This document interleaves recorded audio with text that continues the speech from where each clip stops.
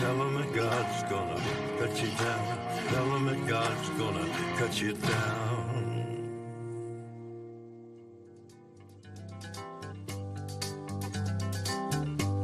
We're caught in a trap. I can't walk out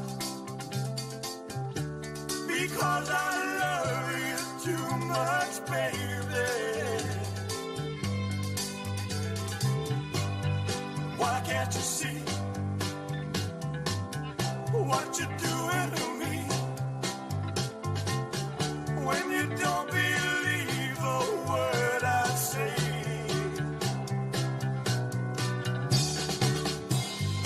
We can't go on together with suspicious minds, and we can build our dreams on suspicious minds. So if an old friend I know comes by to say hello, would I still see suspicion in your eyes? Here we go again, asking where I've been. You can't see the tears are real, I'm crying.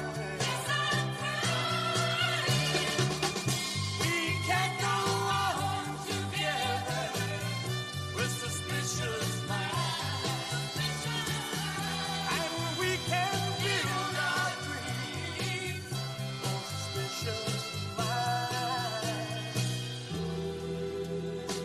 Oh, let our love survive. Oh, dry the tears from your eyes. Let's don't let a good thing die. When honey, you know I've never lied to you. Yeah, yeah. We're caught in a trap. I can't walk out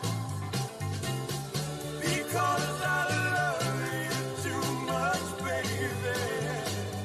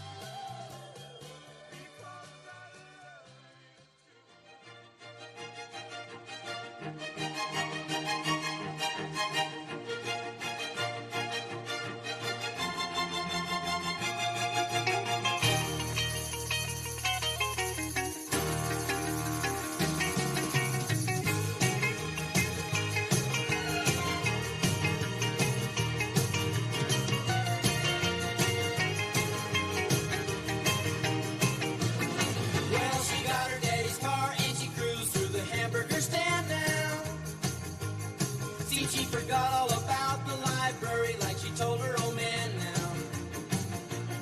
And with the radio blasting goes cruising just as fast as she can now. And she'll have fun, fun, fun till her daddy takes the T-bird away. Fun, fun, fun till her daddy takes the T-bird away. Speed standard 'cause she walks, looks and drives like an ace. Like an ace now, you walk like an ace. She makes the Indy 500 look like a Roman chariot race. Like an ace now, you look like an ace. A lot of guys try to catch her, but she leads them on a wild goose chase. Like an ace now, you drive like an ace. She'll have fun, fun, fun till her daddy takes the T-bird away. Fun, fun, fun till her daddy takes the T-bird away.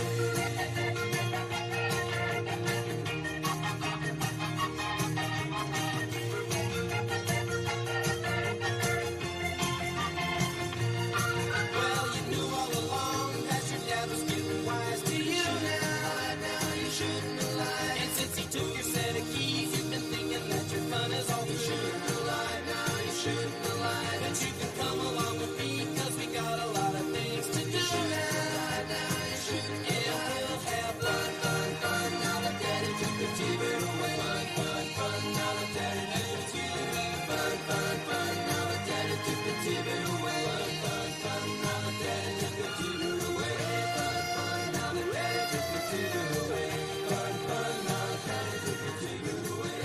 Fun, fun. Now that daddy took the T-bird away. Fun, fun. Now that daddy took the T-bird away. Fun, fun. Now that daddy took the T-bird away. Fun, fun. We come on this loop, John B.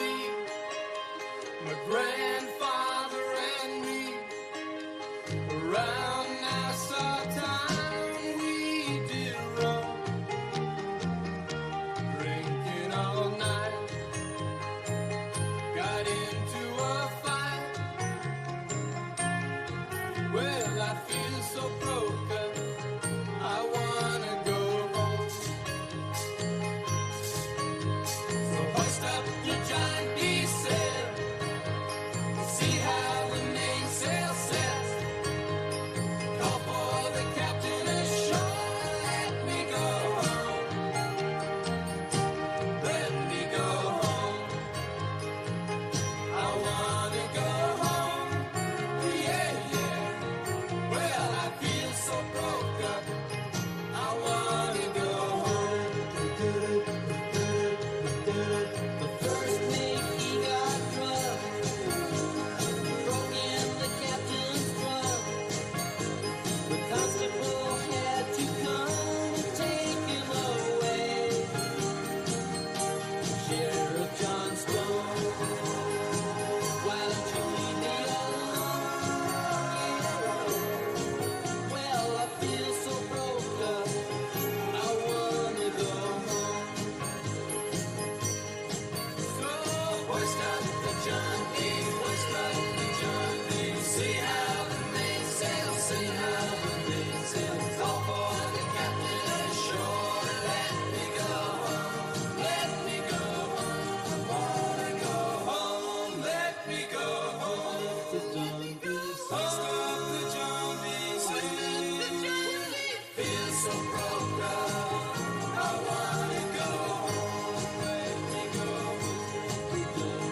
Poor cook, he caught the fish and threw away all my grits. And then he took and he ate up all of my corn. Let me go home. Why don't they let me go home? This is the way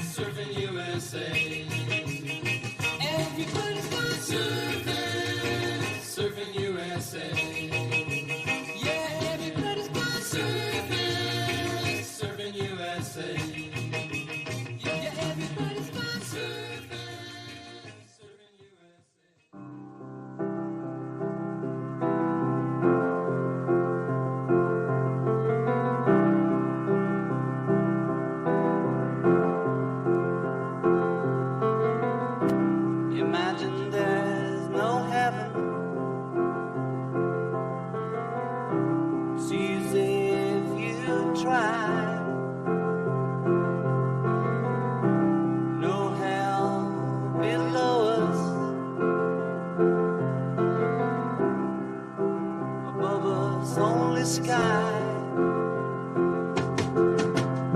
Imagine all the people living for today. Imagine there's no countries. It isn't hard to do. Nothing to kill or die for, and no religion too. Imagine all the people living life in peace. You may say I'm a dreamer, but I'm not the only one. I hope someday you'll join us.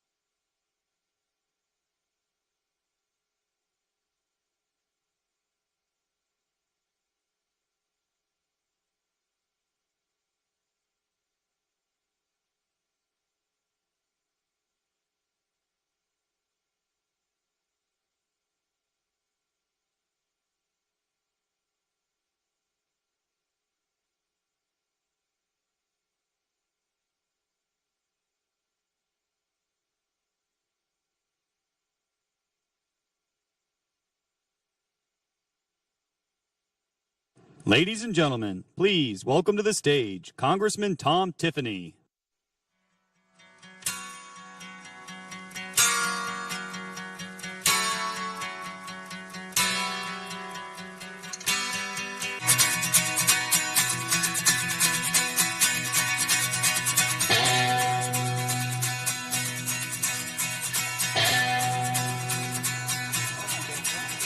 Ever since I was a young boy, I played the silver ball. Hey, how's everybody today? Wisconsin, are you ready for a new governor? Yeah. How would you like to have a governor that knows a little bit about milking cows here in June Dairy Month? Yeah. You know, our opponents earlier this week posted of a couple what were livestock, but they were not cows that could produce milk. How about if we have a governor that knows the difference between a bull and a cow?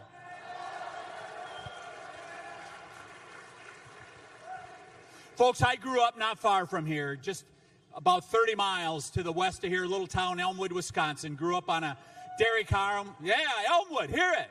Yeah.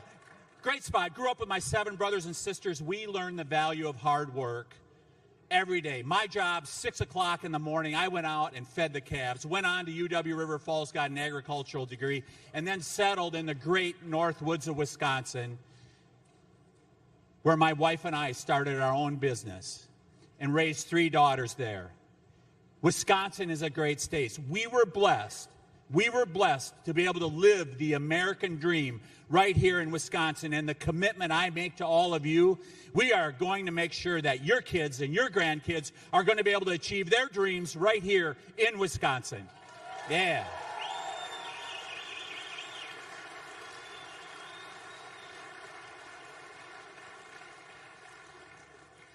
Well, we've seen the state of Wisconsin has been in decline over the last couple years, and we can do so much better. And the commitment that I make to you is I will bring a record of results. I will bring common sense to Madison.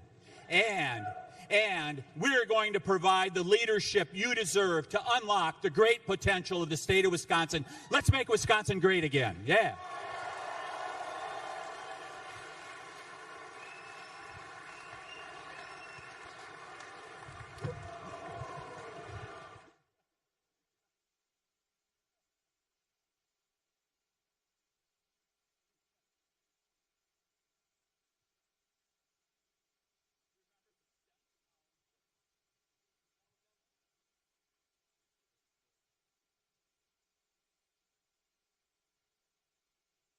Ladies and gentlemen, please welcome to the stage Congressman Derek Van Orden.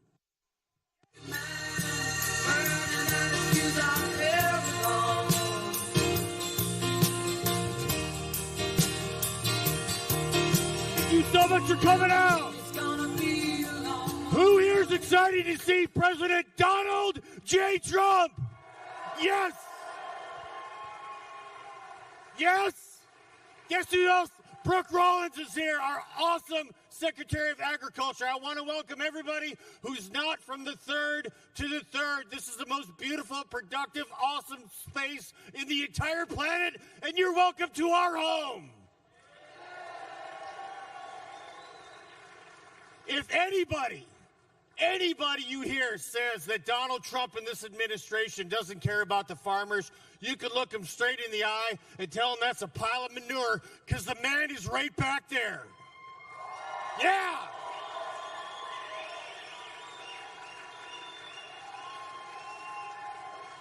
We're going to make sure that our farmers don't have to wring their hands at night because they're worried about paying the bills.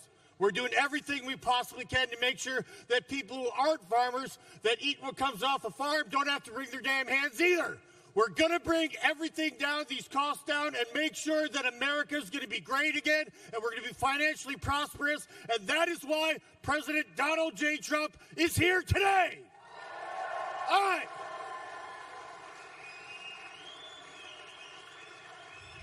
So the sooner I get off the stage, the sooner I can actually come out there and say hi to you and shake your hands. I want to say this last thing. I hope that God blesses you and your family. I hope that God blesses the great state of Wisconsin, and that God bless the United States of America.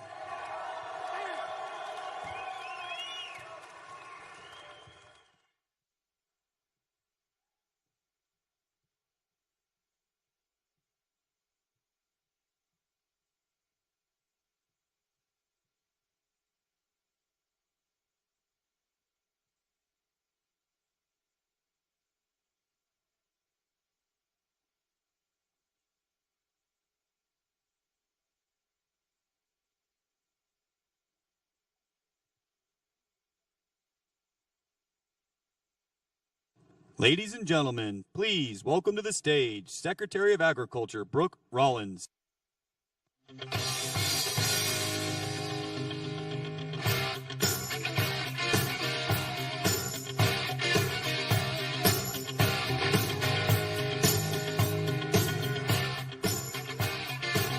Hello, Wisconsin. Who is so excited that President Donald J. Trump is here today with us on this beautiful farm in Wisconsin? Oh my goodness, y'all. Listen, a couple of really quick things, and then I think we're going to get this show on the road. Number one, there is no one, no president in American history, at least in our lifetimes, that loves our farmers and rural America more than President Trump. Can I hear an amen? There is no one that is going to fight more to ensure that we can preserve the last best hope of freedom in the world. And the only way to do that is to preserve this way of life. Rural America, the heart of America, the original founding of America, our incredible agriculture, rural America, farmers, ranchers. Can I get an amen? There is nowhere in America, nowhere in the world, but in this country, where we put our farmers, our ranchers, what we do, what you do every day, the righteousness of tilling the land, the hard work, the importance of feeding and fueling and clothing, not only America, but the world. Can I get an amen? Y'all, it is the honor of a lifetime to serve in President Trump's cabinet. It is the honor of a lifetime to be the 33rd Secretary of Agriculture. You all have to know that every minute of every day, of every week, of every month, we are fighting for you. And you have to know that we understand the extraordinary challenges that we are facing right now out in rural America. But I also want you to know that no one will work harder, no one will fight harder, and no one will be your back, have your back more than President Donald Trump. Can I get an amen?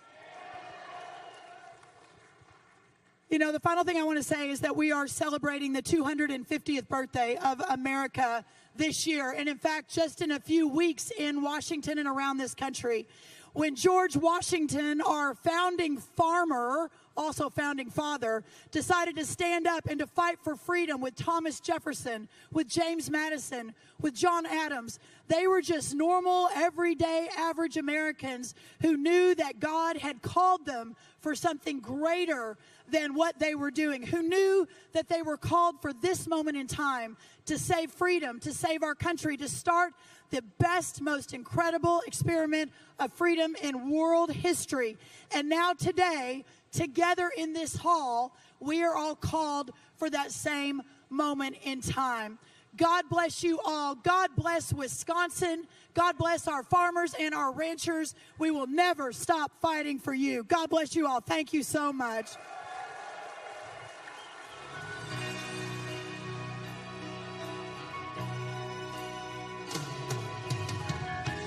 When I look into your eyes, I can see love restrained.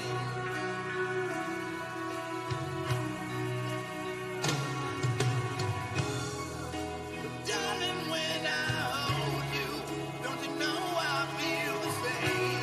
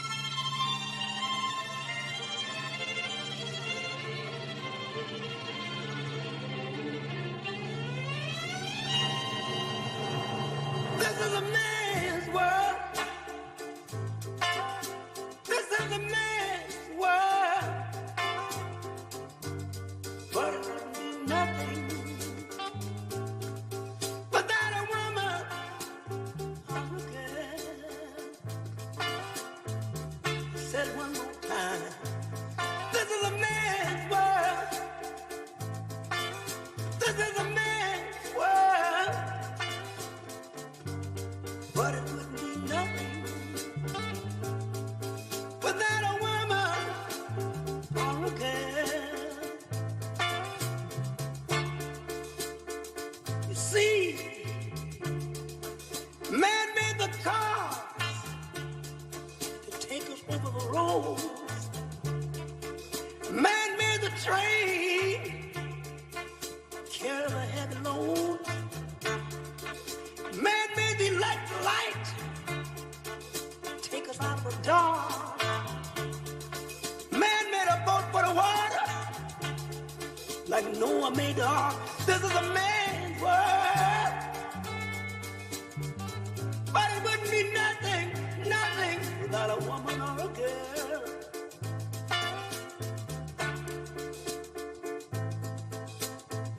Man thinks about a little bit of baby girls and a baby boys.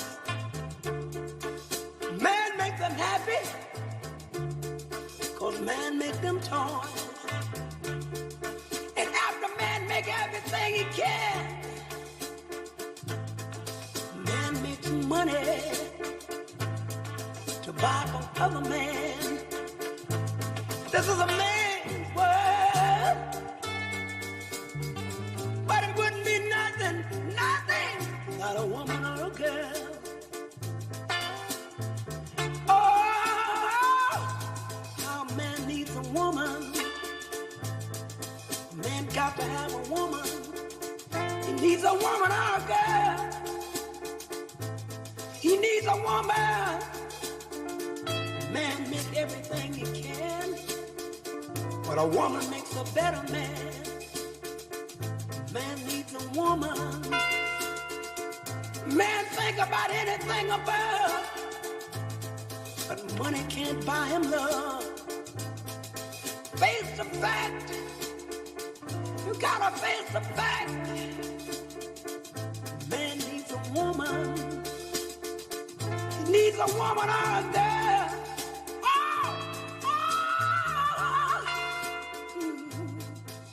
Man needs a woman. He needs a woman.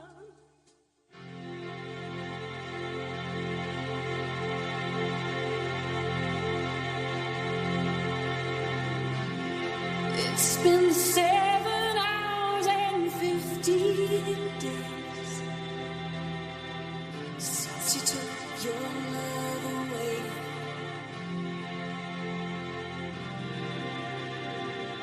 I go out every night and sleep all day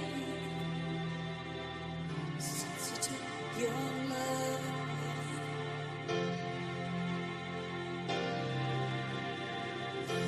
Since you've been gone, I can do whatever I want. I can see whomever I choose.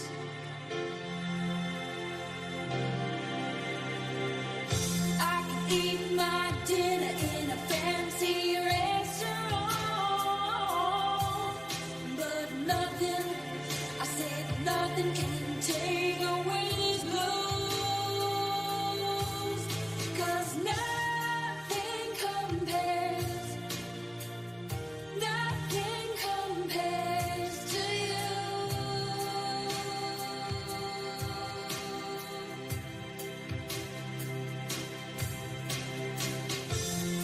It's been so lonely without you here.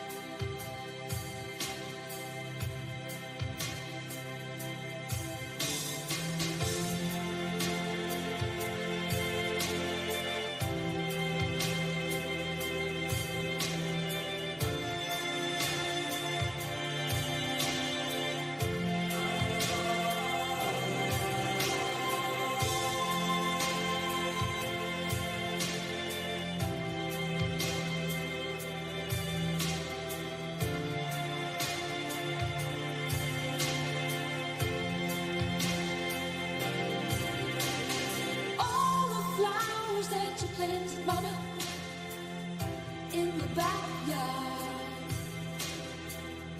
All night in wind and rain.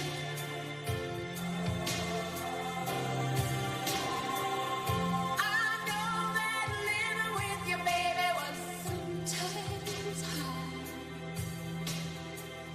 but I'm willing to give it another try. Nothing compares, nothing compares to you. Nothing compares, nothing compares to you. Nothing compares, nothing compares to you.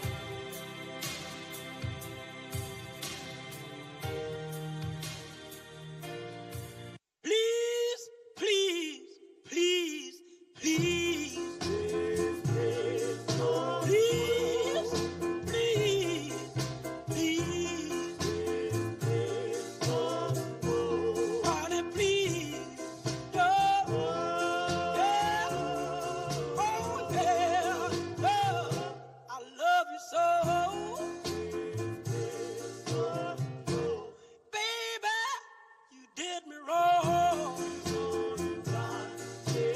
Well, you done me wrong. Oh, you done me wrong. Well, oh, yeah, took my love, now you're gone. Please, please, please, please, please, please, please, please, please, please, honey, please, don't. Well, oh, yeah, yeah, I love you so. I just wanna hear you say, I, I, I, I,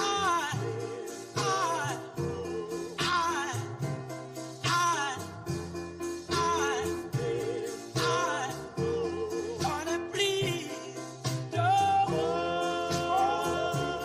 Oh, yeah, I love you so. Baby, take my hand. I wanna be your lover man. Oh, yes, the God of my head. Honey, please, no. Well, oh, yeah, well, I love you so.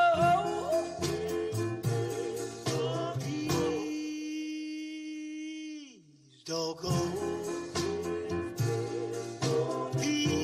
Please don't go. Honey, please don't go. Girl, I love you so. Please, please.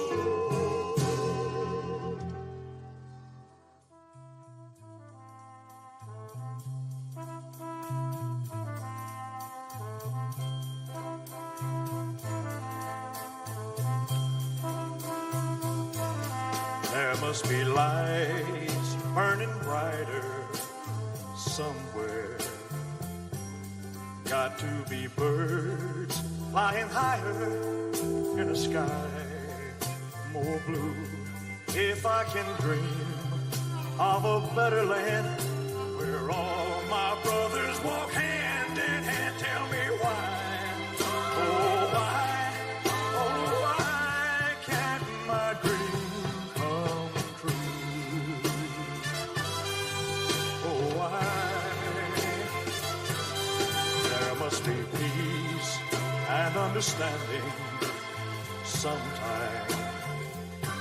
Strong winds of promise that will blow away the doubt and fear. If I can dream of a warmer sun, where hope keeps shining on everyone. Tell me why, oh why won't that sun appear?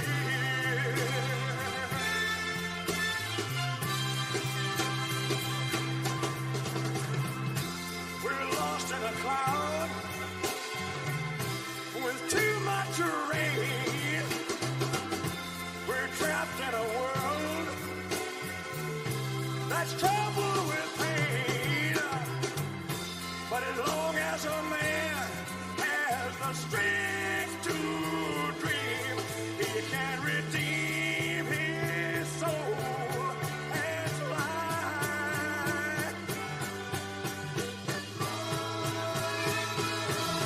Deep in my heart, there's a trembling question. Still I am sure that the answer's gonna come somehow. Out there in the dark, there's a blackening candle, yeah. And while I can think, while I can talk, while I can stand, while I can walk, while I can dream, oh, please let my dream come true.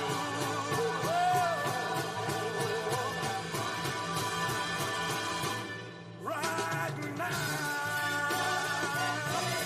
let it come true right now. Oh, yeah.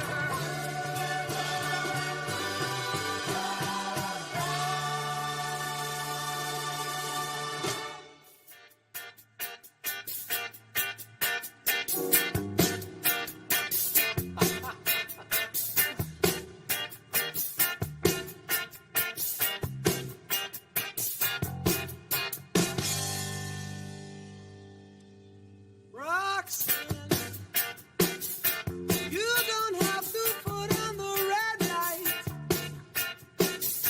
Those days are over. You don't have to sell your body to the night. Roxanne, you don't have to wear that dress tonight.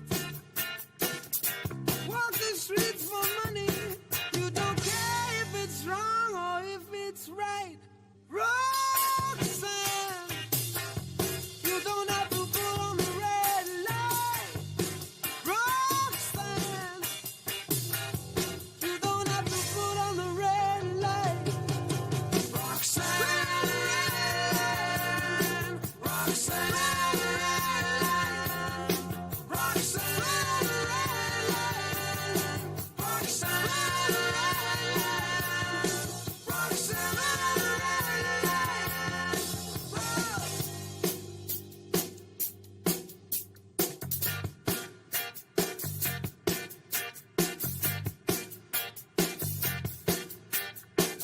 since I knew you, I wouldn't talk down to you.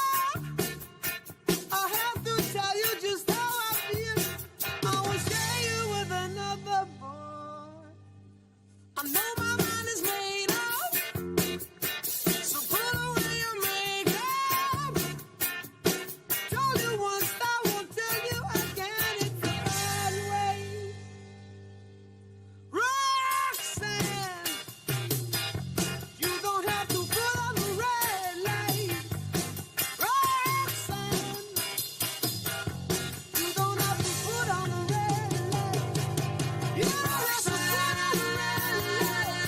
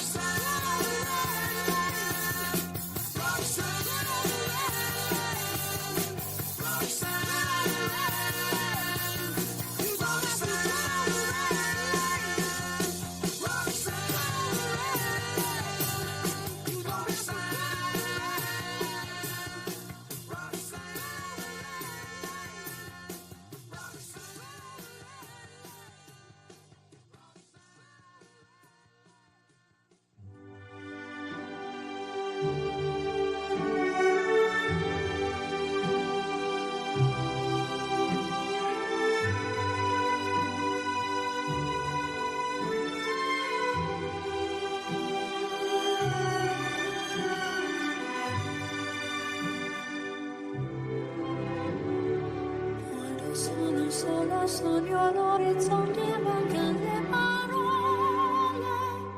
Se lo so che non c'è luce in una stanza quando manca il sole.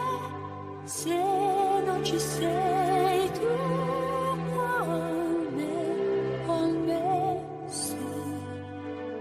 Le finestre mostra tutto il mio cuore che è acceso. Chiudi dentro me la luce che ho incontrato per strada. Time to say goodbye. Paesi che non ho mai vissuto con te. Adesso sì li vivrò con te. Partirò su navi per mari che io lo so non esistono più. It's time to say goodbye. Quando sei lontana sogno all'orizzonte manca le parole. E io sì lo so che sei con me, con me. Tu mia luna, tu sei qui con me. Mio sole, tu sei qui con me, con me, con me, con me. Time to say goodbye. Paesi che non ho mai veduto e vissuto con te. Adesso sì li vivrò con te. Partirò su navi per mari che io lo so non esistono più. Con te io li vivrò, con te partirò su navi per mari che io lo so non esistono più. Con te io li vivrò, con te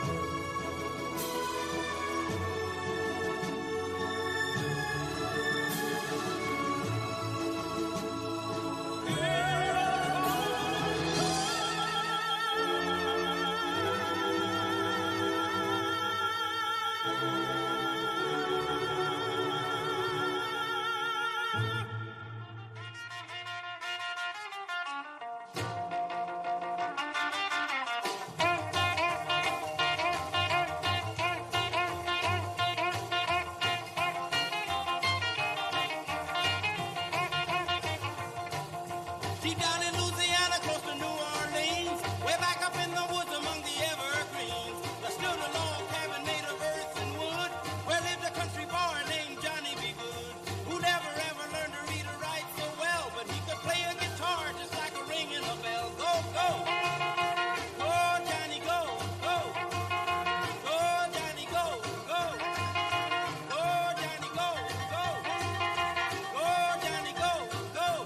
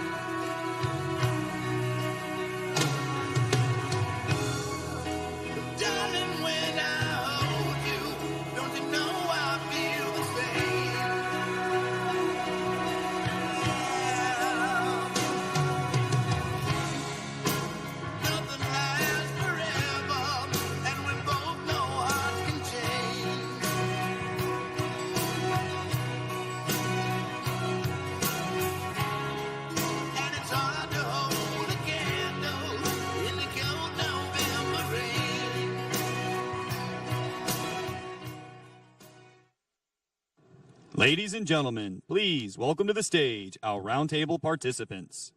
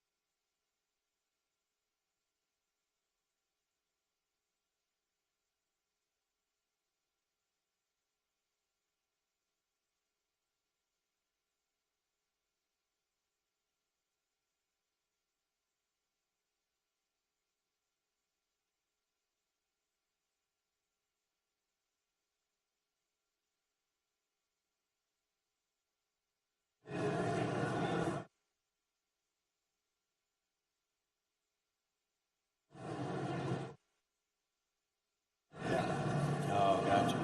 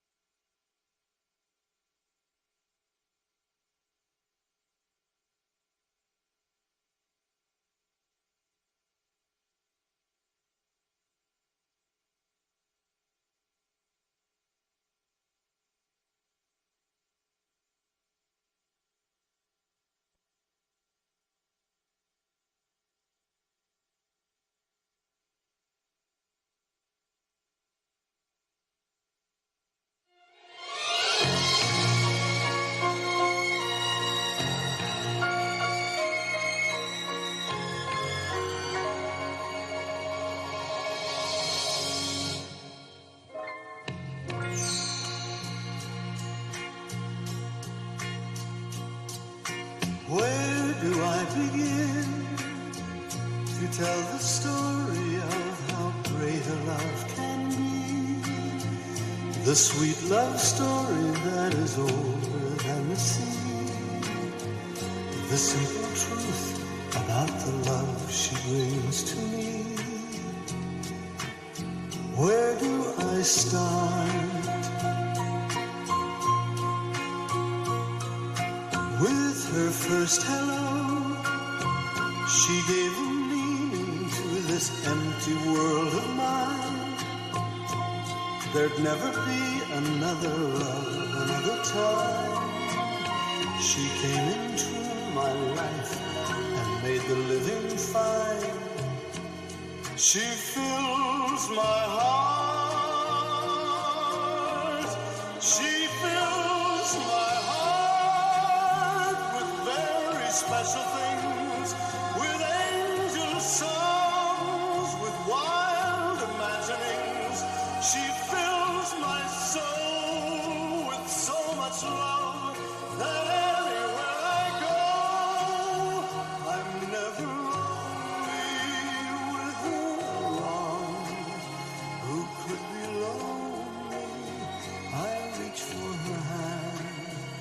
it's always there. How long does it last? Can love be measured by the hours in a day?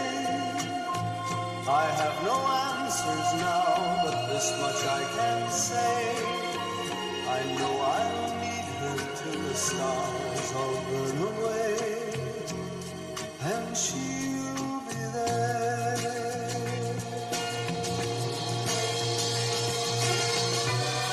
How long does it last? Can love be measured by the hours in a day? I have no answers now, but this much I can say. I know I'll need her till the stars all burn away, and she'll be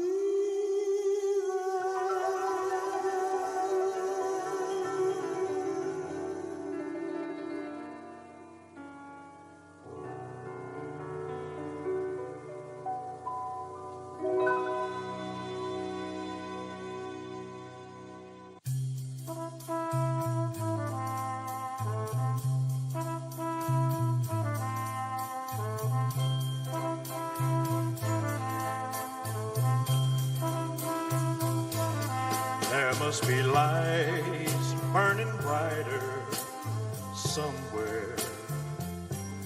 Got to be birds flying higher in a sky more blue. If I can dream of a better land where all my brothers walk hand in hand, tell me why. Oh, why can't my dream come true? Oh, why? There must be peace and understanding sometime. Strong winds of promise that will blow away the doubt and fear. If I can dream of a warmer sun where hope keeps shining on everyone, tell me why. Oh, why won't that sun appear?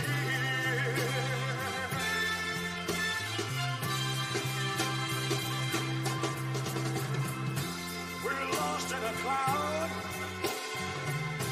with too much rain. We're trapped in a world that's troubled with pain. But as long as a man has the strength to dream, he can redeem his soul and fly.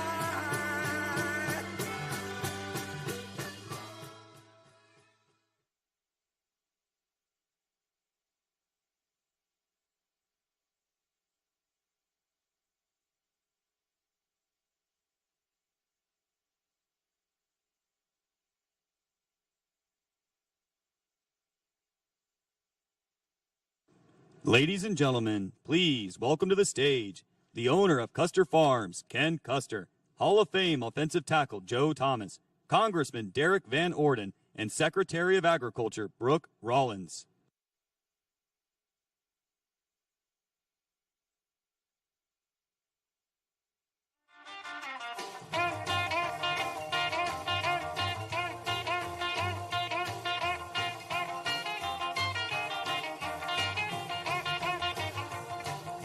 Deep down in Louisiana, close to New Orleans, way back up in the woods among the evergreens, there stood a log cabin made of earth and wood, where lived a country boy named Johnny B. Good, who never ever learned to read or write so well, but he could play a guitar just like a ringing a bell. Go, go! Go, Johnny, go, go! Go, Johnny, go, go! Go, Johnny, go, go! Go, Johnny, go, go!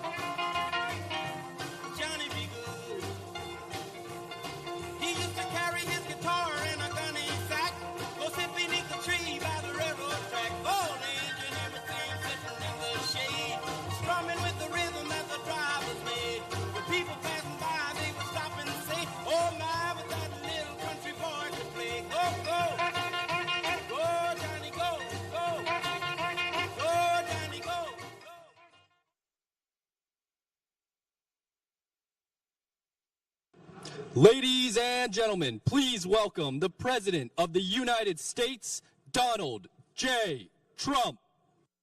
An American, where at least I know I'm free. And I won't forget the men who died, who gave that right to me. And I gladly stand up next to you and defend her still today. 'Cause there ain't no doubt I love this land. God bless the USA.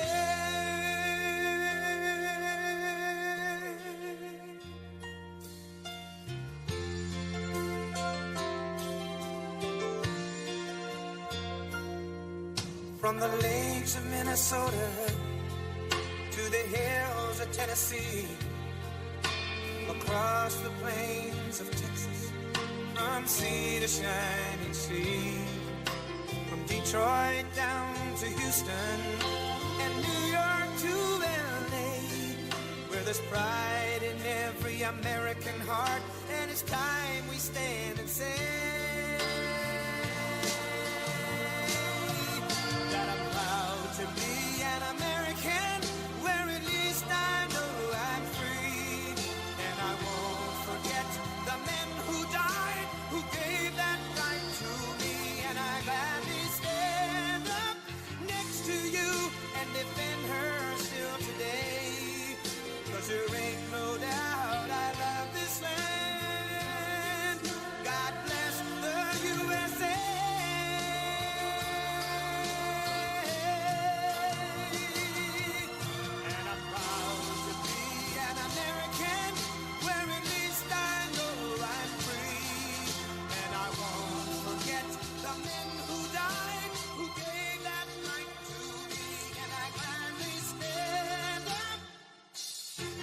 To you and defend her still today.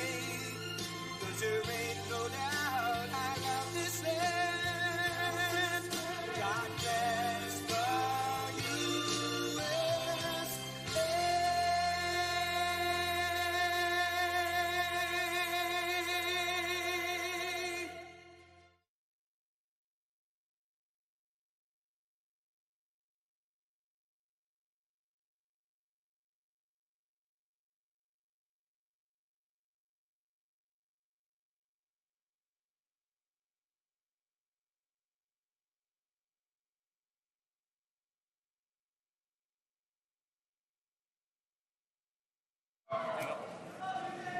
Thank you very much, everybody. So, I just did an interview in the most beautiful barn I've ever seen. Ken, it was a beauty, but it was raining. And it was with NBC Fake News. And because it was raining, I got a little bit angry at them. I was not happy with them. But we had a good time. I just want to thank everybody for being here. We love the farmers. We love everything about your state. And you know, we won your state by a lot. And we've had great success here in Wisconsin. And we brought a lot of business to Wisconsin. We recommend it. I love the place. And hopefully you're going to be voting Republican because, frankly, Republican is, I call it the sane way to go. It's the sane way. Because what I'm seeing from the Democrats, they're going to have some problems. And by the way, if they don't, if they win, this country is finished. We're in trouble. So I hate to say that you have no choice, but I don't think you have much of a choice. These are some very sick puppies that I'm looking at that are running for office. And on the other side, I call them the Democrats, D-U-M. You take out the B. A lot of people don't know dumb has a B. You take out the B, and you change the E, you put the U, and you have a Democrat. But their policy is just outstandingly bad, and it's really bad for the farmer because we were having record stuff, and then we had to put out a fire. We had to extinguish a nuclear weapon, a capable nuclear. This was going to be a very capable country that was going to have a massive nuclear presence, and we weren't going to let that happen. Nobody wanted that to happen, and we've largely finished that, you'll see. And one way or the other, it's finished. One way or the other, it's finished. It's either finished with a piece of paper or finished a more difficult way, although you could say a much easier way. As you know, with Iran, they have no Navy. 159 ships in 4 days. Even Ken is impressed by that. 4 days, 159 ships at the bottom of the sea.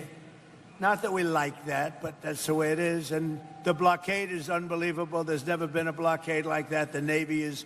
We have the greatest military anywhere in the world. There's never been a military like it.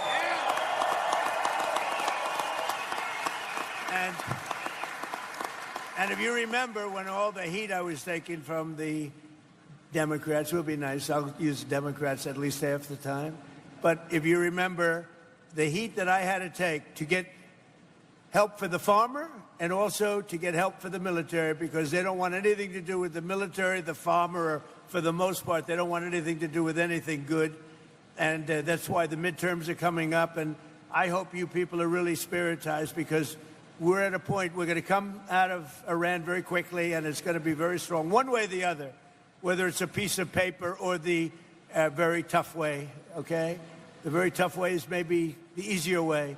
But we're going to come out, and your fertilizer prices are going to go way down, just like they were 4 months ago. Your fertilizer's down, your energy's down, your oil, your gas is all coming way down.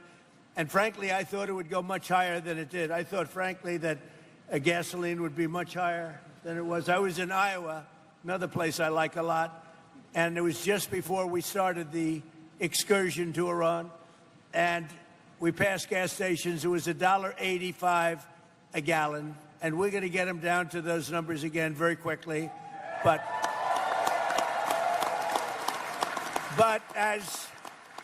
as they say in the farming business, we had to take care of business. Look at this guy over here. I don't know who the hell he is, but he is one hell of a specimen. I can tell you. This guy, this is one hell of a physical specimen. I thought I was big until I met you, Joe. You know, you're fantastic. That's what I like. Anyway, I just want to let you all know that I'm thrilled to be here at Custer Farms, and Ken and his family, they're amazing. I took pictures with them backstage and got to know them a little bit. They're really amazing people. They built this country. You all built this country. Not the complainers, not the wise guys. You all built this country. And I just want to...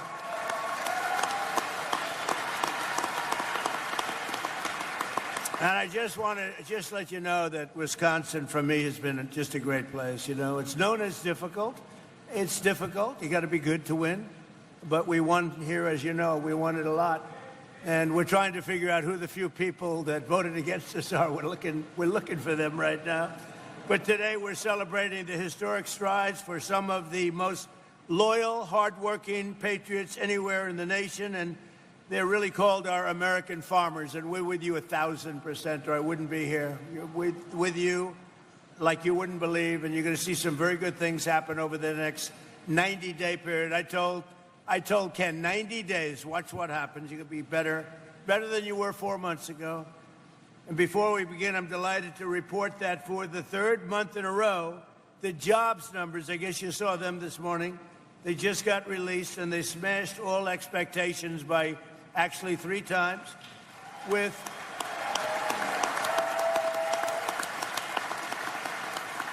And this is during a military conflict. I call it that because it's really not that much of a war, but it's a military conflict. It's a practice.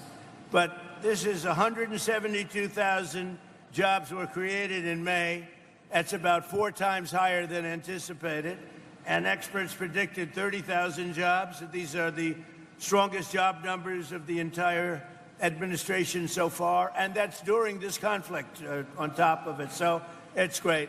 And, you know, we have a problem in this country, because it used to be, I'm a little older than a couple of you, but I don't feel old. I feel the same as I did 50 years ago. It's crazy, Mr. Senator. We got a great senator right here, Ron. But I do feel the same. But in the old days, you know, if you had good job numbers, like great job numbers like they announced today, the stock market goes up. Today, everything is crazy. The whole world is crazy. So when you have great job numbers, the stock market goes down, because they think interest rates will go up. And when interest rates go up, they stop inflation. Well, you know what else stops inflation? Growth actually stops inflation. And they ought to go back to the old system when we have good numbers, the markets ought to go up, not go down. And it would be, that's the way you build greatness. You build greatness that way. So I think it's going to, we have a great gentleman coming in, Kevin Warsh. He's going to do a fantastic job at the Fed. We're getting rid of too late. But we have, Kevin is one of the greats. So you're going to see, but you're going to see beyond anything, you're going to see numbers coming in over the next more than 2.5. We have 2.5 years plus. Can you believe how time flies, right? And can you believe the work we've done? You know, it's sad because you have speechwriters and you have advisors and you have all these people, and generally you don't like listening to any of them because if you do, you're in trouble. But I said, you know, I want to write about the border, and I want to talk about the border because when I came here, we had the most unsafe, we had the worst border maybe anywhere in the world. There was no border. 25 million people came in. Drug dealers came in. People from mental institutions came in. Murderers came in. 11,888 murders, most of whom, over 50% of whom, killed, can you believe this, more than one person. One killed 7 people. We allowed them into our country. We've got them largely. They're going out, and they're going out fast. We have to fight crooked judges, crooked administrations, crooked politicians. But they're going out fast. But we have the safest border in our history for the last 12 months. And this is a hard number to believe, but I don't give it. It's a number that's out there. You've heard it. 0 people have come into our country through our southern border. 0. It's a little hard to believe, but it's a little hard. If they said like 20 people, I would have been, 25 million came in through Sleepy Joe Biden. So we had 0 people. And these are done by largely sort of a radical leaning left people, the reports. But it is what it is. And the good thing is they don't try to come in. It makes it a lot easier because they know it's going to be very hard to come in. Now, we take people in, but they have to come in legally. We want people to come in, but they have to come in legally.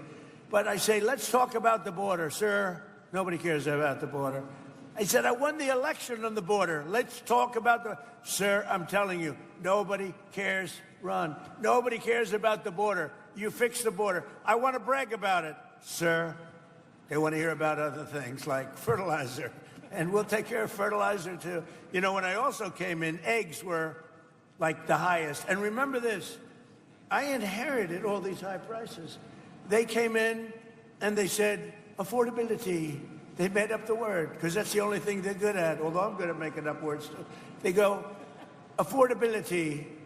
I was there one day, and I said to our great Secretary of Agriculture, what's with the egg prices? So on my second day, I gave a news conference, which is more news conferences that Biden gave in like 6 months. But he almost did. He didn't do it. Yeah. Sleepy Joe was not heavy into news conferences, all right? He'd take one question, he'd go, oh, let's see, Jim Smith from NBC? I don't do that, they just start screaming at me. But, so I had a news conference on my second day, and they said, what about eggs? What about eggs? Tell me about eggs. I said, what's the story with eggs? Give me a little hint. What's with eggs? They said, what's happening with eggs? And I was told, we have the great Easter egg hunt at the White House, and I was told to order plastic eggs. I said, I'm not ordering plastic eggs. And I called this young lady right over here, Brooke Rollins, Secretary of Agriculture, and I said, Brooke, get the egg prices down, please. And she got them down. And by the way, speaking of, Tom Tiffany is one of the best congressmen in our country. And I was there, I don't know, 7, 8 years ago, right at the beginning. I endorsed this guy. I didn't know. I had no idea, but I liked his last name. You know why? Because I bought the air rights many years ago off Tiffany, and I made a lot of money. So I saw Tom Tiffany, and I backed him, and he went like a rocket ship, and he won, and you've kept winning. And now he's running for a thing called governor. And you have...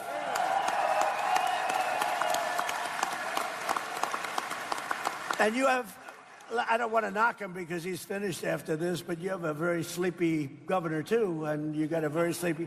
But I can tell you, Tom Tiffany is running for governor. He's a winner, and he's going to do a great job, okay?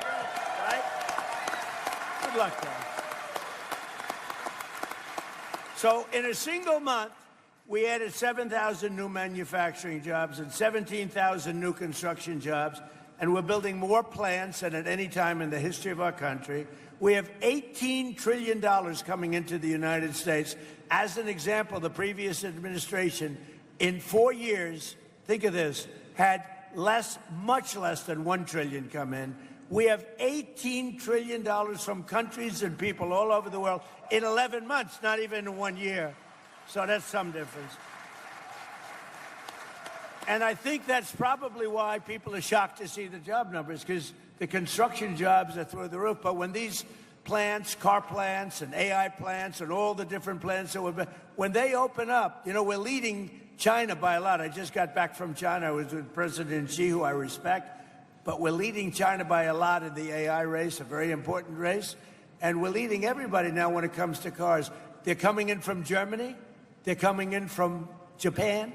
They're coming in from Canada. Canada treats you guys rough, you know? Canada, they put on big tariffs. We didn't meet them with tariffs. I took care of them my first term really strongly, and I am now. But Canada's been very rough. You find them rough to deal with? Yes, you're pretty rough to deal with. He's more of a diplomat than me. And we are doing well. The previous 2 months, we were revised upward by nearly 100,000 jobs. They put the numbers too low.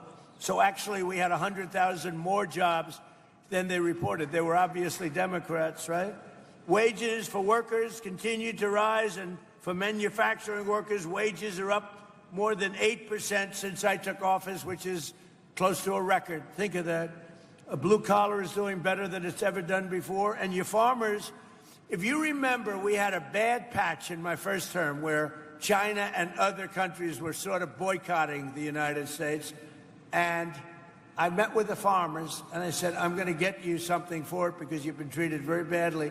And I got $28 billion for the farmers in the first term, remember? I just asked Ken whether or not he got it. He said, I did.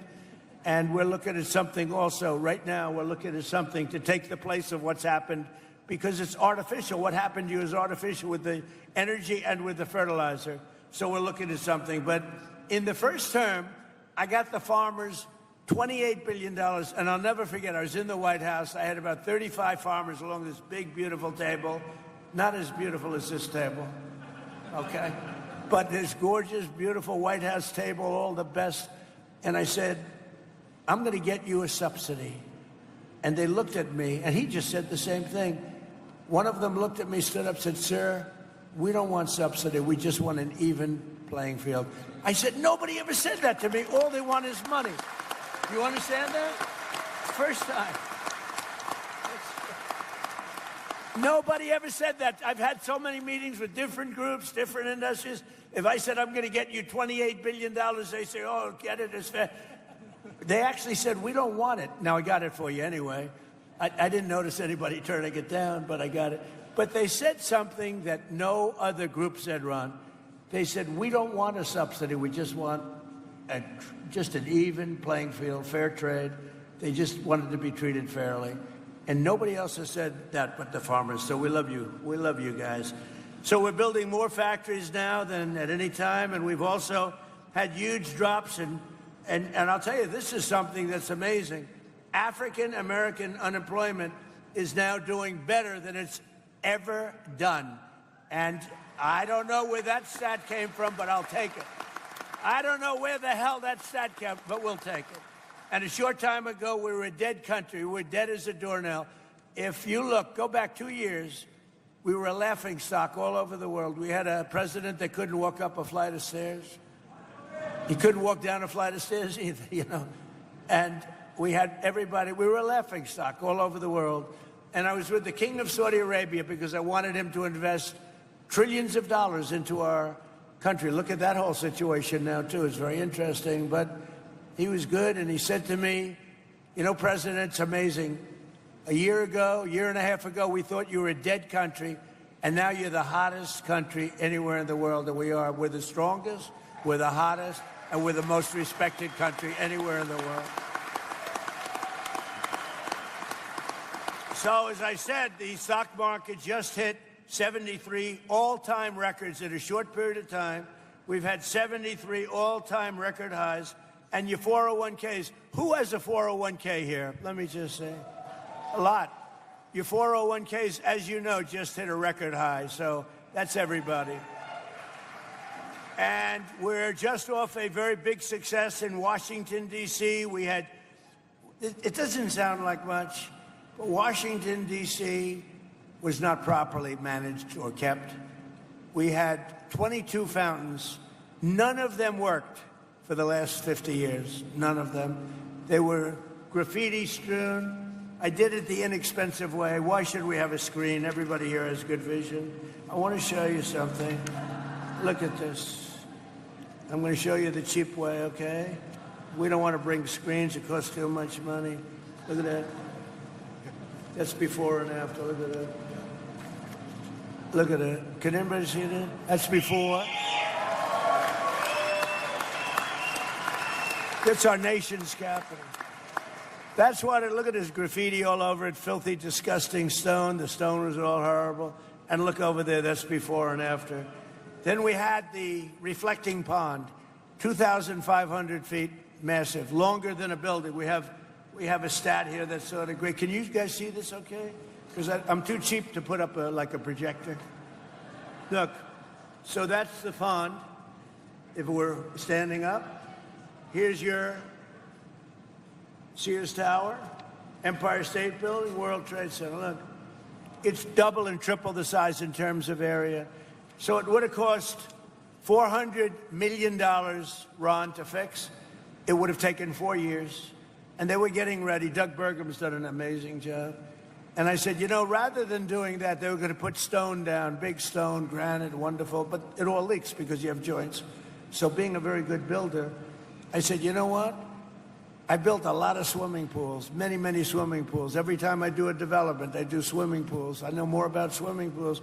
I said, why can't we put the wonderful material, which is thick, pasty, beautiful, like rubber, but industrial strength? Why can't we use it? And let's pick the color blue from the American flag, which is what we did. And that is the most beautiful thing that you've ever seen.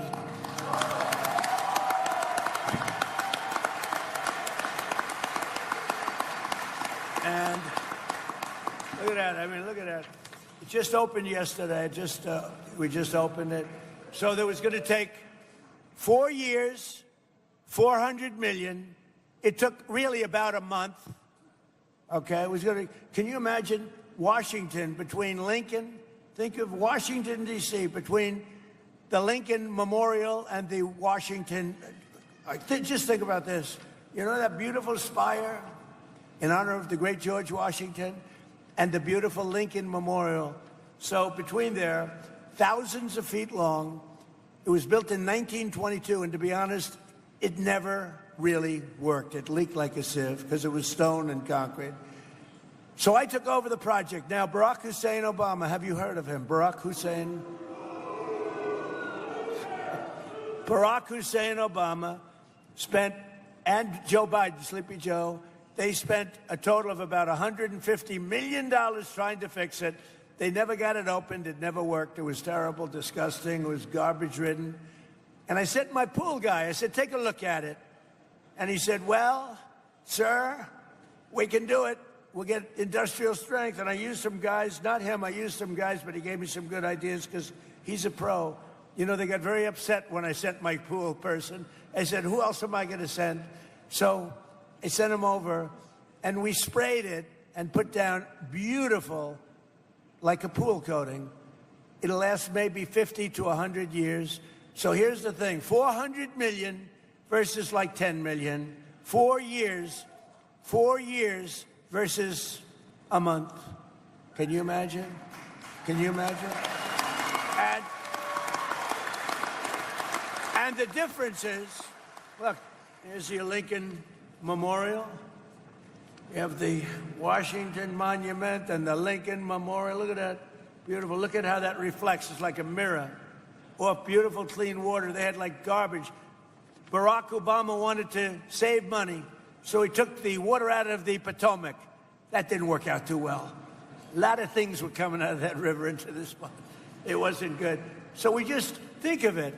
So like a month of this work, we actually added to it. We did the sidewalks because once we did this, we had to do the rest because it looked so good. But think of it, 400 million versus like 10 million bucks for a better job.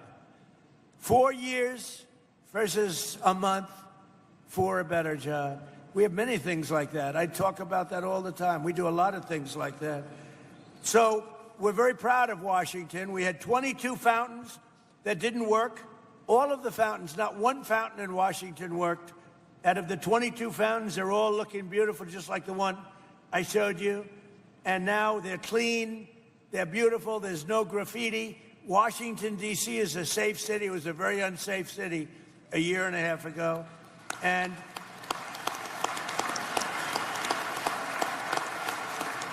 a very unsafe city. Your child would go to see the Jefferson Memorial or the Washington or the Lincoln or any of them and would oftentimes not come back. It was a horrible place. It was horrible what was happening. And we put our great military in there. We did a job.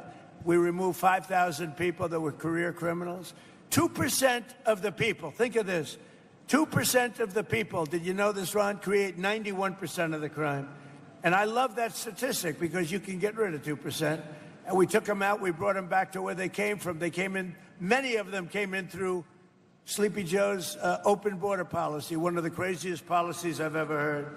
So we saved a lot of money. And you go to Washington, D.C., new grass. People say they don't even recognize it. We did that all in a little bit more than a year. And even I said, I mean, it's amazing. But maybe the biggest thing is we don't have, it's considered now a very, very safe city. And you can go there and you're going to be 100% perfect. We had the restaurants were all closing and now they're opening up. They don't have enough restaurants anymore. It's like, it's a beautiful thing to see. Every day my administration's fighting to protect and defend the jobs and livelihood of our great farmers. I love our farmers, our growers, agricultural producers, ranchers from coast to coast. Under the last administration, Biden and the radical left Democrats in Congress crushed farmers with brutal restrictions, crippled you with the worst inflation. So the Biden administration had the worst inflation in the history of our country. They say 49 years, 48 years, but whether you say 48 or forever, I think it was forever. We had the worst inflation we've ever had, and think of that, and failed to negotiate even a single new trade deal for our farmers. They didn't negotiate one new trade deal for our farmers. I just made a great deal. I came back from President Xi, and he's buying billions and billions of dollars worth of soybeans and other things, and you're seeing that starting to kick in. Thank you.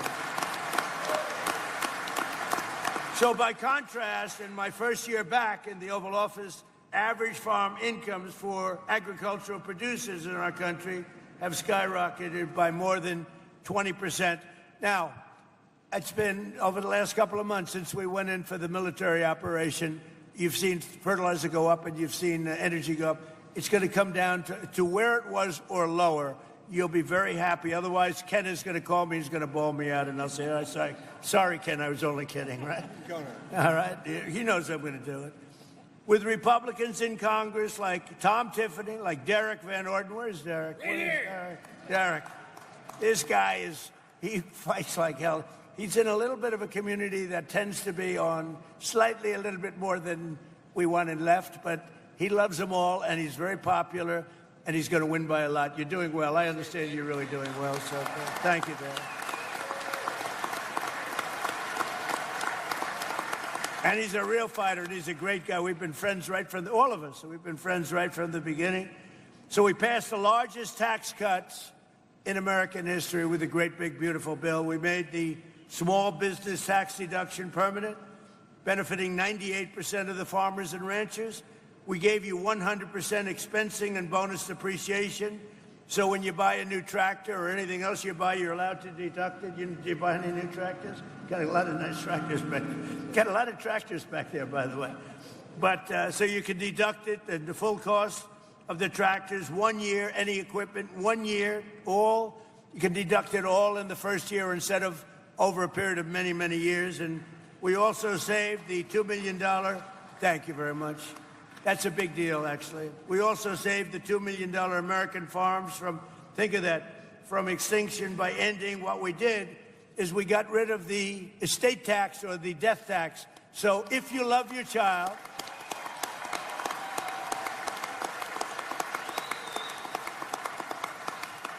if you love your child, if you don't love your child, then don't worry about it. Doesn't make any difference.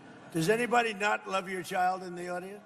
No, but if you have a farm like this, someday it's going to come the time, right? And I met your boys, and he loves his boys. I know that because he started clapping for that last statement about no death tax. And he was clapping. He didn't clap for anything else. That means you love your boys. So, boys, I just found out your father loves you. But think of it. And I was seeing this in my first term. We did it my first term. We did it now. We extended it out. So you have no estate tax, or no, we call it the death tax on a farm or a small business. Now, I saw it myself. You have a way of life that sometimes you're land rich and cash poor. Sometimes you're lots of different conditions. But people that are on farms love being on farms. You wouldn't trade my life. You wouldn't want my life. Believe me, you don't want it. Your life is much better than my life. I will tell you, your ear wasn't a little pierced over here. You didn't get pierced. You have a nice, safe, beautiful life. But I've seen it with farmers maybe more than any industry. People want to have their farm. It's a way of life. And they love the life on the farm. And the family would leave. The father would die. The mother would die. Leave it to the kids. The kids would have a big estate tax problem or a death tax problem. They'd go to the bank. They'd borrow a lot of money, more money than they should have borrowed. Couldn't make a deal. And they'd end up losing the farm. In many cases, I have to say, they'd do terrible things. They'd commit suicide. They'd lose their farm. They'd lose their way of life. They couldn't pay the tax. And I got rid of that tax. I ended that tax, so I hope you're happy. Right?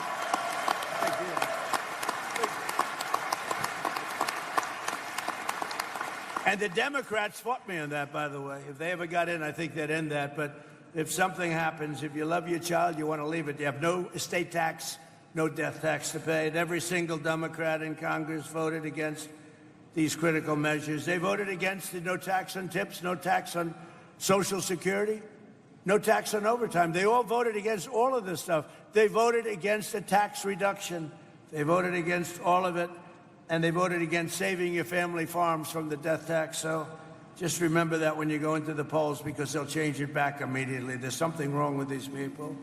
All of these things that we have done. And Tom, Tiffany, I have to say, you were so helpful. And Derek, what the job you've done with me and helping to get it passed. And let me tell you, that man is a senator. He loves the farmers and he loves your state. And he doesn't care about anything else. He wants to make sure you get treated fairly.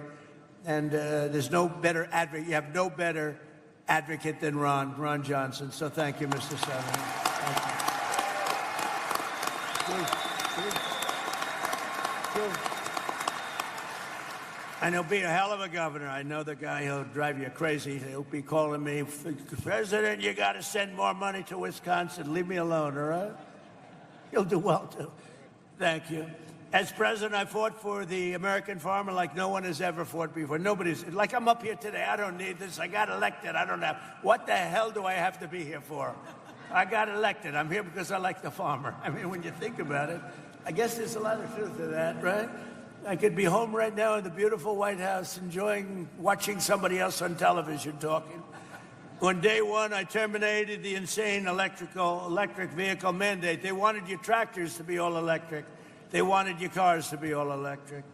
And, you know, look, Elon, he had a bad moment, but now he's a friend of mine again. He had a very bad moment. He's 80% brilliant, and 20% he's got little bad moments. But I love electric cars, but you know what? Not everybody wants them, and not everybody, in terms of distance and lots of other things. And I think they're great, but I also want to see all gasoline. I want to see the hybrids, which are great. I want you to have anything. And they wanted your tractors, you know. They wanted the tractors to be turned into all electric.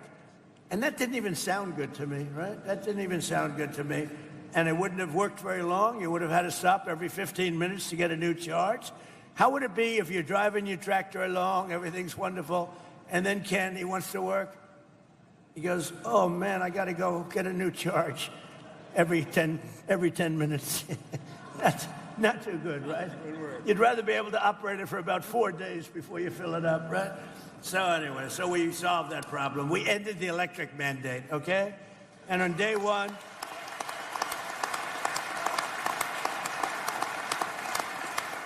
and one of the other reasons this would have gutted the ethanol industry. Do we have fans here of the ethanol industry? Okay. Because if they got in, they will end the ethanol industry in one swoop, so you better remember that. And we eliminated all unnecessary restrictions on sales of E15, and I've made it clear that we're going to go E15 all year round, and I think it's something that you want, right? Is that what you like that? Are you happy with that? Are you happy?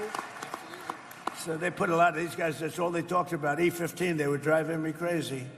They called me, can we talk about E15? How about something else, right? Tom Tiffany would call, can we talk about E15? But anyway, you got your wish, fellas, okay? And we massively expanded crop insurance and issued a historic $12 billion in farm relief. So it's $12 billion, but it was $28 billion in my first, and we're looking at that right now about increasing it. And to stop major equipment manufacturers from restricting you from fixing your own farm equipment, we gave you the right to repair. Do you like it? The right to repair.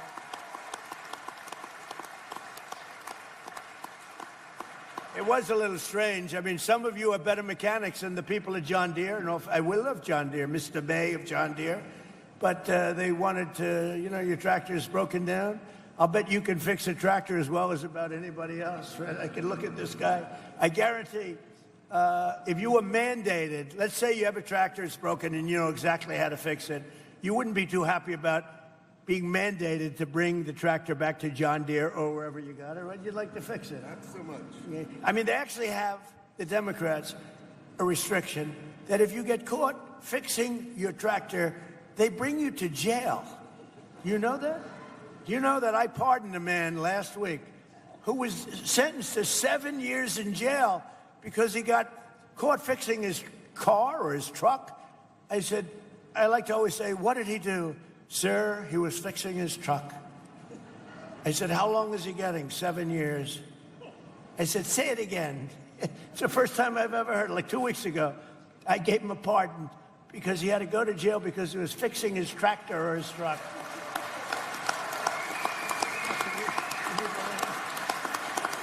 So I promise, Ken, if you ever get caught fixing your tractor or truck, I will give you a pardon, okay? No, but these are the crazy Democrats. That's what they want. I terminated the ridiculous so-called diesel exhaust fluid requirement. Does that mean anything to you? Big, right?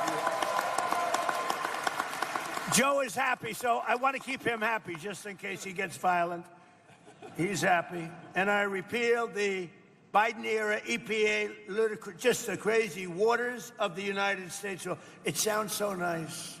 It's the worst rule that you've ever had. Waters of the, how could it be nicer? What a beautiful title.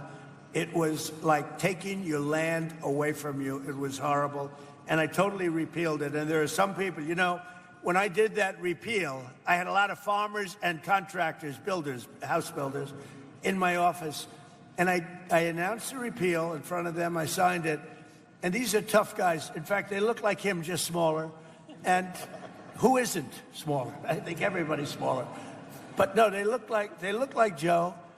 And they were crying. Half of them were crying. You remember that? Half of them were crying. I said, why are you crying? What's the big deal? He said, you gave us back our life. They actually had their life taken away. They couldn't touch their land. If they even touched it, they were in violation. They also would go to jail. That was the crazy environmental nonsense that we're all putting up with, which has largely ended. Perhaps most importantly, with our historic trade deals, I've dramatically expanded exports of American meat, poultry, soybeans, biofuels, and of course, Wisconsin dairy, the best, right? Right.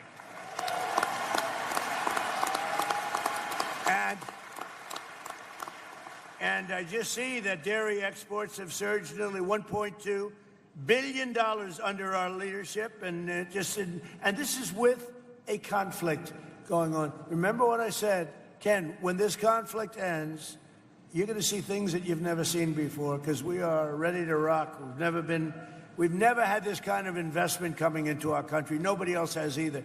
Nobody has ever had anywhere near, not even near, including China, nobody's had this kind of investment coming in to a country. So, increasing 41% to Japan, you've increased your sales.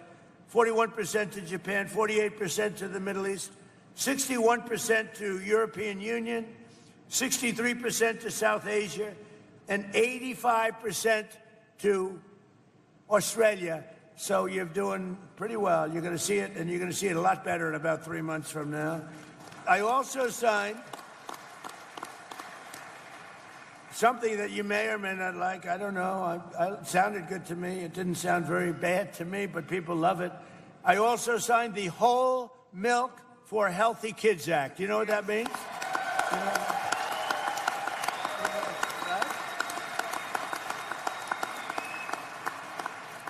That was another one. I had a big signing at the White House. We had some people that have been fighting for that for years.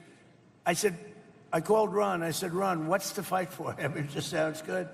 And it's just better. It's healthy. I like it. I drank it. I don't know. It gets harder to get it. Now we have it. So that, you know, it's totally opened up now for the kids, and it's great for anybody. And now we're working with Congress to quickly pass the new farm bill. We're very well into it. We got some great approvals, the hardest approvals. And I think we're very well on our way to getting the farm bill finished and approved. And just to finish up, with the help of the farmers like those here, today we're also helping bring down grocery prices for hardworking Americans, and they're coming down very rapidly. Remember, I inherited these prices. I didn't start. My prices were great. They rigged the election. When I turned, the election was totally rigged. It was a rigged election, just like they're rigging the election right now, it looks like in California. Can you imagine? It's 4 days, and they still aren't even close to telling you who won. You know why? Because they're rigging the election, that's why. 4 days.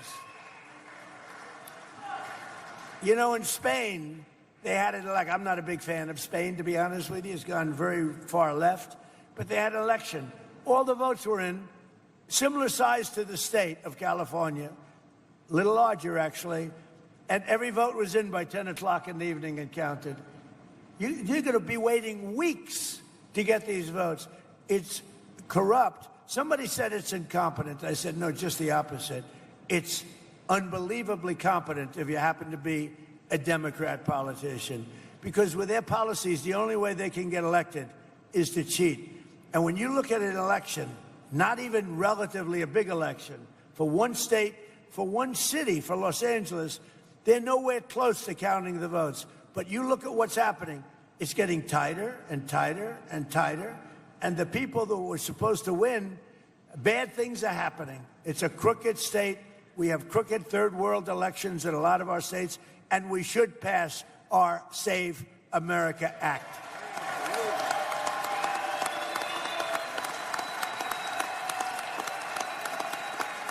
Amazing.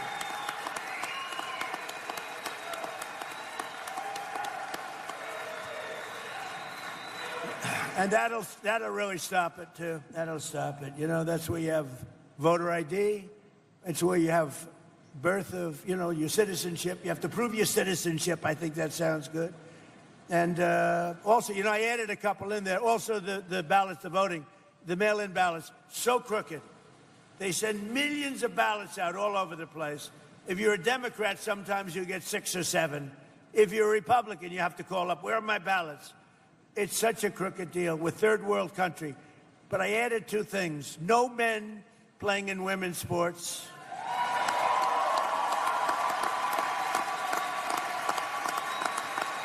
And this is like best of.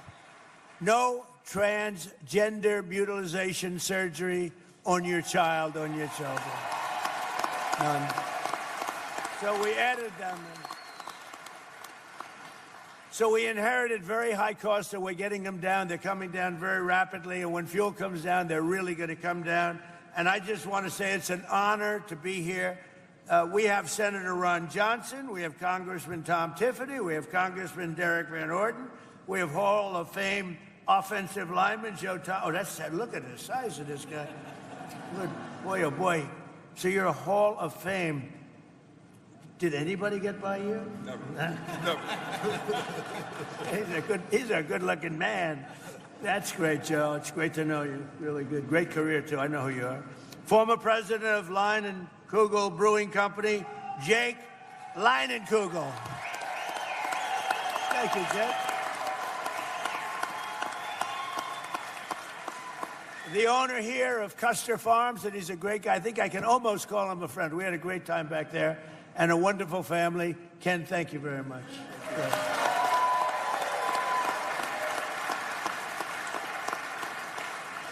And a fantastic dairy farmer, Jamie Witzpalek. Where's Jamie? Jamie? Hi, Jamie. Thank you. And finally, two-time gold medal winner in speed skating in this year's Winter Olympics, Jordan Stolz. Where the hell is he? Whoa. Oh. That's pretty good. Whoa. Stand up. Stand up. Yeah.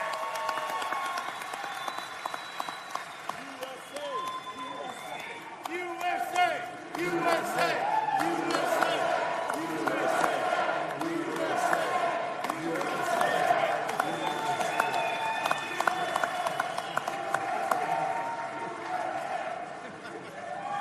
I'm keeping it. I'm keeping it, Jordan. I'm not giving it back. I'm a very good guy for keeping gold. I like gold. I'm never giving this back. Congratulations. I forgot to touch his leg. I didn't want to do that. But I can tell you one thing. His leg is like a rock. That's fantastic. 2 gold medals. Wow, that's big stuff. Thank you. It's an honor. And speaking for my other athlete up here, that's pretty good, right? Too. And you go through big competition with a lot of great athletes, right? Are you going to be doing it again? Another Olympics? I plan to be doing it until 2030, as long as I can. Until Salt Lake City in 2034. Well, we'll so be that'll be watching. on home soil. We're going to be watching, okay? You could do it again. Right.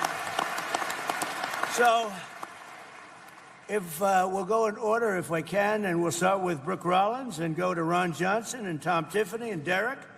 And Joe Thomas, would love to have you say a few words, because you can tell us about real tough life, and it's tough in those pits, right? Pretty nasty people in there. You meet some large, nasty people, but you can handle it. And Jake, we're going to ask you to say a few words, if you would. And Ken, and we'll go pretty quickly, because I have to get back to fighting a war in Iran. There's a hell of a speakers list. We might be here all night. Yeah, if we can, fellas, I got to get back to a place called Washington and protect you, okay? So if you go very quickly, we don't need your life story other than I like the Olympic guy and I like this guy right over here. And Jordan Stolz would like to have you say a couple of words too, okay? Hey, Jordan, why don't you start? Go ahead.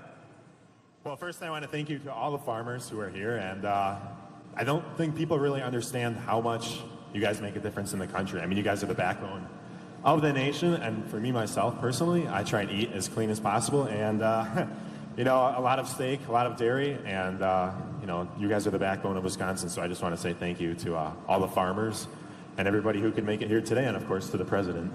That's good. Thank you, Jordan.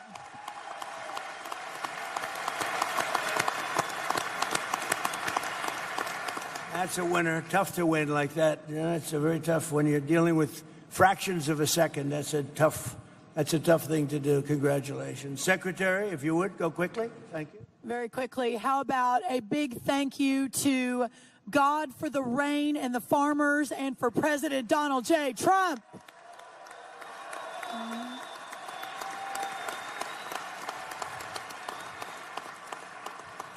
President Trump mentioned that when he came back into office, we inherited an almost $50 billion agricultural trade deficit, meaning under Sleepy Joe Biden, not one new trade deal was struck, and we lost $50 billion of market access around the world for you, our great farmers.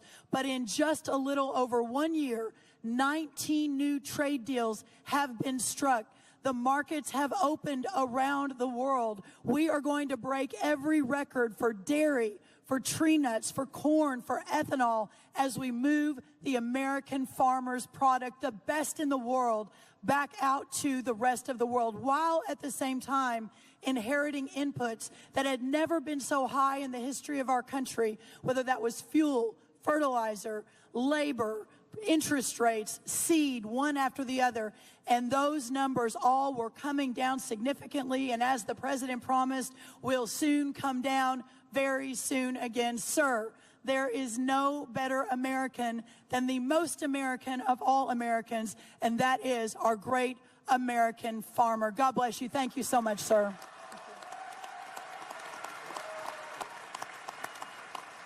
Ron Johnson, please. Mr. President, welcome to Wisconsin again. You certainly have paid a lot of attention to our state, and we truly appreciate it. Like you, I met with these great farmers backstage, and you nailed it. They love farming. This right now is a third-generation farm, hopefully pass on to fourth. But they face numerous challenges. But what I thought was very common in all the comments speaking to me is they realize that you are going to fight for them. You have turned the Republican Party into the party of the working men and women in this country who have made this country great and who will continue to make it great, and they recognize that. So they know the big messes the Democrats left for you. They realize you don't turn those messes around and fix them right away, but they know you are absolutely dedicated to do it, and they love you for it. So God bless you. Thank you.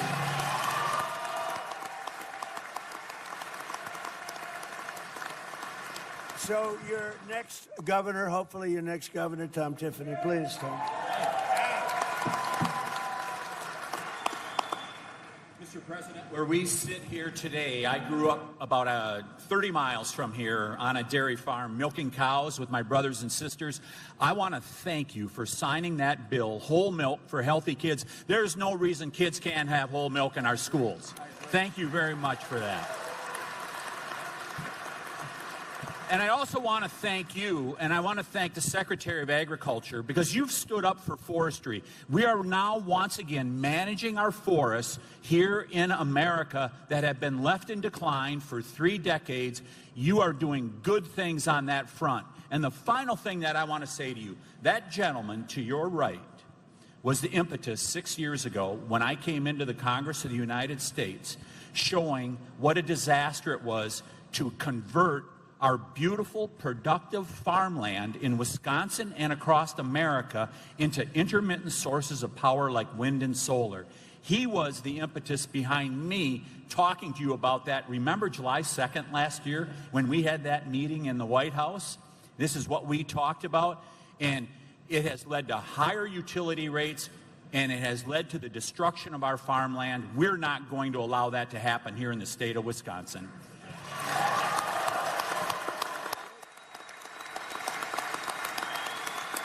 He's right about that. He's right about that. Derek, please. Mr. President, yesterday we got to spend about an hour and a half in the Oval Office, and you announced the $50 million that you are sending to the state of Wisconsin for clean, beautiful coal. Thank you for that. Mr. President, you signed a $50 billion rural health care infrastructure bill. Of that, over $200 million is coming to the state of Wisconsin to make sure that we have health care in our rural areas. Thank you for that, sir.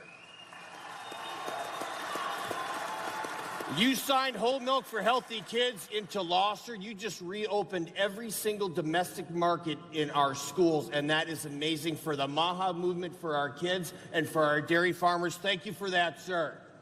Thank you, Derek. Last thing, E15. We are bugging you, and this is the thing about the president you don't know. You call him, he answers the phone. And he understands these issues inside and out. So when he was sort of joking about us talking about E15, sir, you took that on board hard. The only reason that E15 year-round got through the Congress is because of Donald J. Trump, and that did so much for our row croppers, sir. Thank you very much, and welcome back to your second home.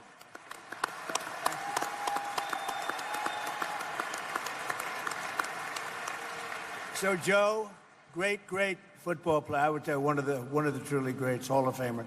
Thank you. Thanks, Mr. President. Joe Thomas, Hall of Fame Farms, Muscadet, Wisconsin. You should come visit. It's beautiful.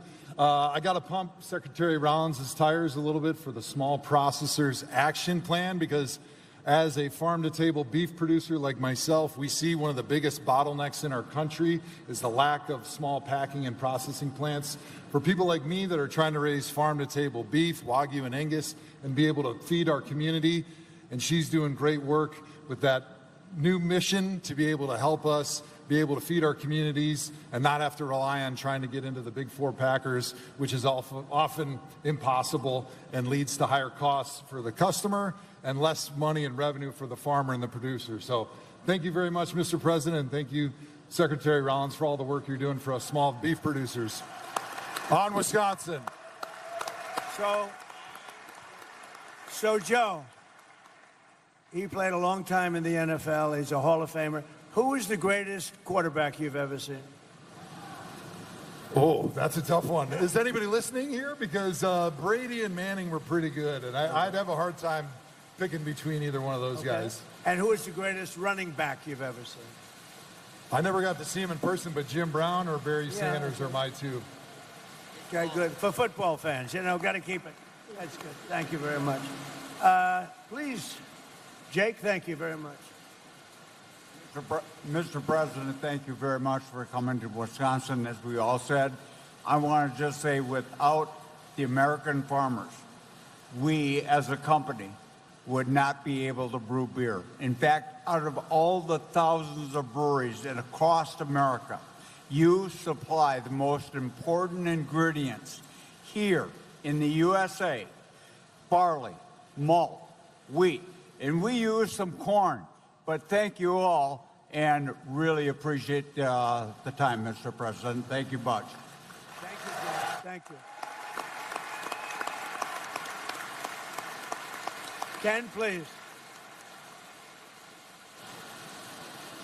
First off, Mr.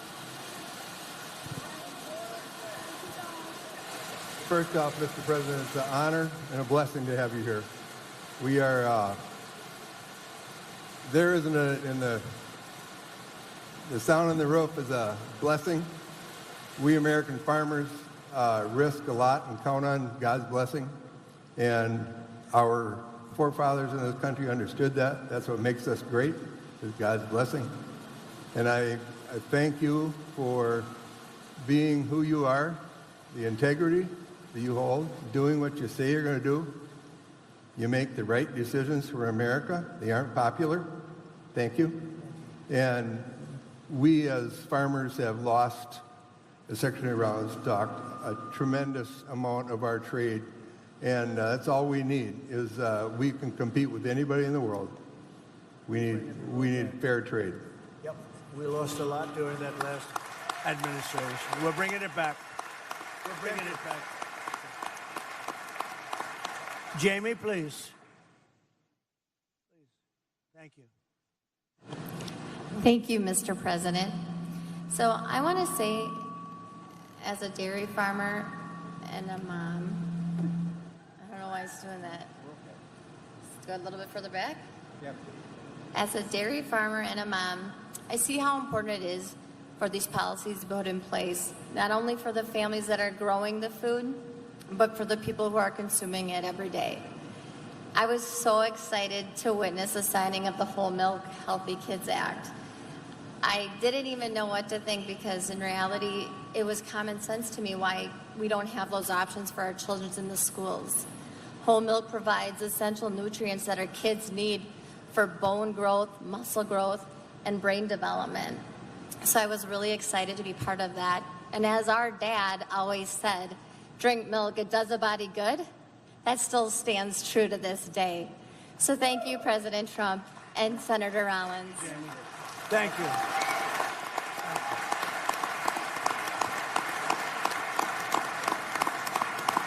And Steve? First of all, thank you for coming to Chippewa Falls, Wisconsin, and hearing us out here. Really appreciate that. And as I sit here and represent the farmers of this state and the farmers of America, I think we've all experienced some tough times here in the last 4 or 5 years. And and listening to what you guys are saying, I'm very hopeful for some better times coming. And, you know, some of the stuff that we see and talk about that really affects us is the monopolization of the inputs. You know, at this point, there's 4 seed and chemical companies in the country that control 78% of that. 3 fertilizers control 90% of the market, and 4 beef companies control 85% of the beef market.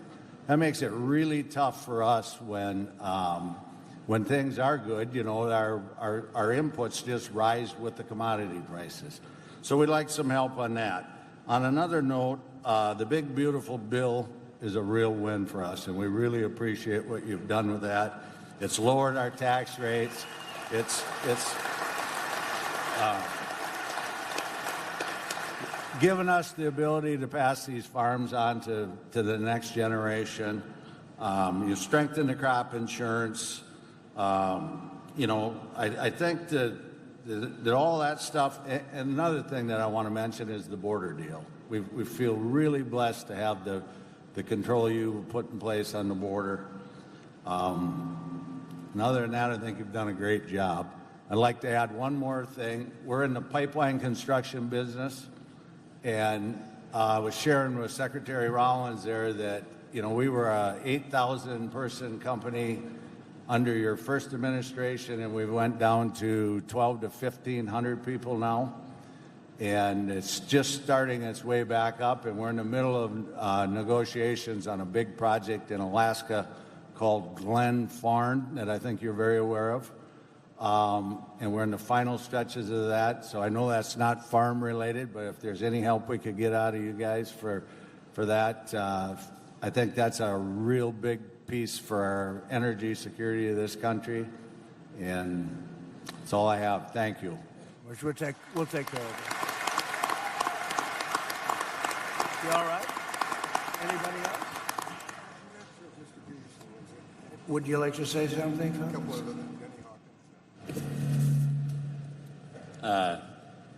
Thank you very much for, like he said, the One Big Beautiful Bill Act. That was those tax credits, a lot of the stuff that supports the American agriculture through the trade side as well. We've got fair trade has been a challenge in America lately, and we need to get what we deserve for our products. And I thank you for putting in the effort and doing the work and getting, you know, we'd rather have fair trade than the subsidies like previously mentioned. E15, some of that stuff's great. Energy independence. On our farm, we actually have a co-digester where we take food waste and the cow manure and make methane. And I think some of that can also help increase local energy independence and keep some of our food that we all work so hard to produce from going in the landfills. So thank you very much, and thank you for being frugal with our tax dollars on repairing Washington. Good. That's right. Thank you.